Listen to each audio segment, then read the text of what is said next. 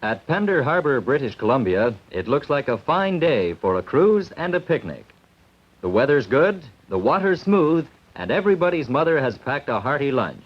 So it's down to the landing, and the boat's right on time.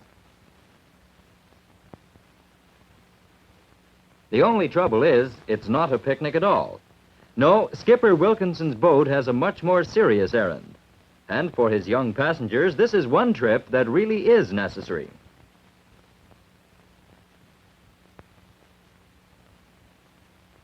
Waiting patiently farther up the coast are still more children. And when the boat comes round the bend, you'd think it was the Pied Piper. 7 in all to be picked up here at a place with the strange name of Whiskey Slough. And more later on at other ports of call, as the Romany Chal makes her daily rounds. For it's time to go to school, and this is Canada's most unusual school bus.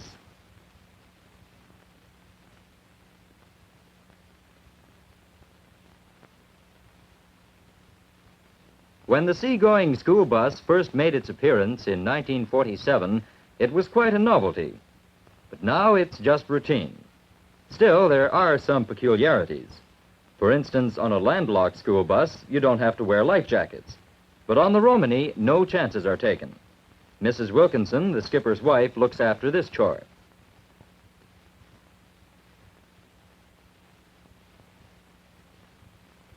A picturesque coastline hereabouts, but aboard this ship there's less interest in scenery than in comic books, and sometimes a sandwich stolen from the lunchbox, even though breakfast was only a half hour ago. In this school district, transportation has always been the big problem, with 120 pupils scattered thinly over 1,400 square miles of jagged coast and little islands. Most are fishermen's children, and the waters that provide their father's livelihood also add to the difficulties of getting an education. Without the Romany and 4 other sea buses, it would be harder still. Some of the older students get to classes in their own boats, but most use the transportation provided by an ingenious school board. Between them, the 5 boats cover more than 400 miles a day in fair weather and foul, and the squalls off Canada's west coast can be mighty rough.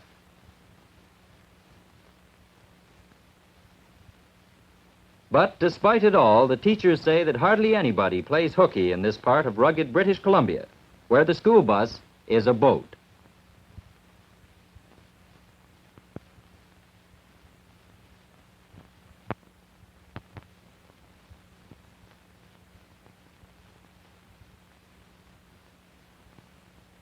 Some trains carry people, some carry freight, but this one, of all things, carries book learning. It has only 2 permanent passengers, the teacher and his wife, and it's their home all through the school season. For this is the Little Red Schoolhouse on wheels. In the back, snug living quarters. In the front, a classroom for children of Canada's Northland.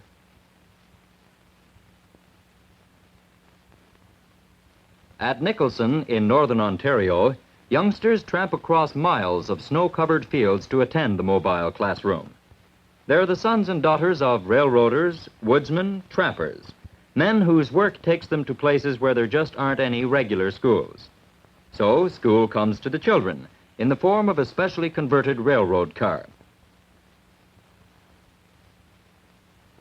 It's one of several school cars operated by the Ontario Department of Education. This one will be at Nicholson for a week, and then it'll move off to another stop and stay a week with the children there. Then, 3 weeks later, back to Nicholson, and so on all through the year. Schoolmaster William Wright has been doing this for more than a quarter of a century, and he loves the work. Besides teaching, he and his wife have raised a family of 3 in this unusual home away from home.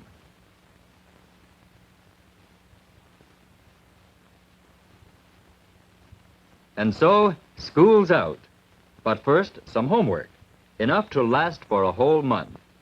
For in a few hours, the school will be hitched onto a passing freight train and on its way down the line to another isolated community. Next month, the Rolling Stock Academy will be back in Nicholson, and Mr. Wright hopes to find all homework well done.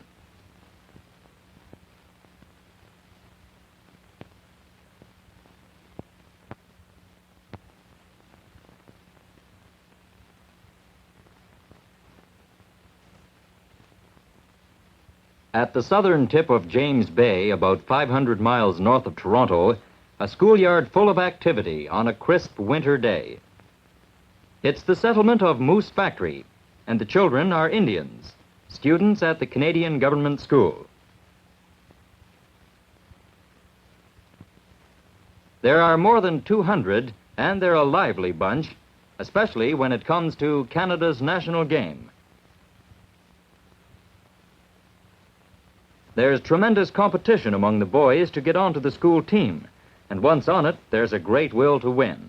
Who knows, maybe there's a future big league hockey star among them.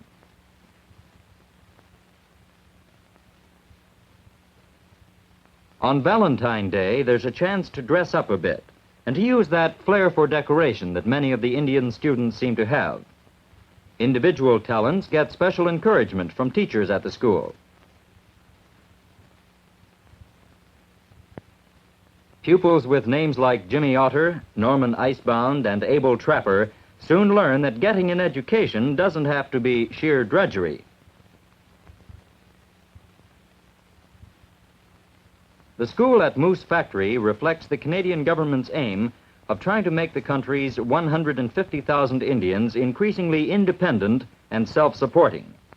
Education is the keystone of this policy, and workshop training on such jobs as repairing motors has many practical applications in Canada's expanding north. In the girls' dormitory, time out for recreation. This is a residential school, one of 69 in key locations from the American border to above the Arctic Circle. More than 10,000 children attend these schools, children who, for various reasons, can't go to regular day schools in Indian communities. They may be orphans, they may come from broken homes, or they may be isolated in remote settlements. So they come to Moose Factory in September and stay till June, and seem to enjoy it thoroughly.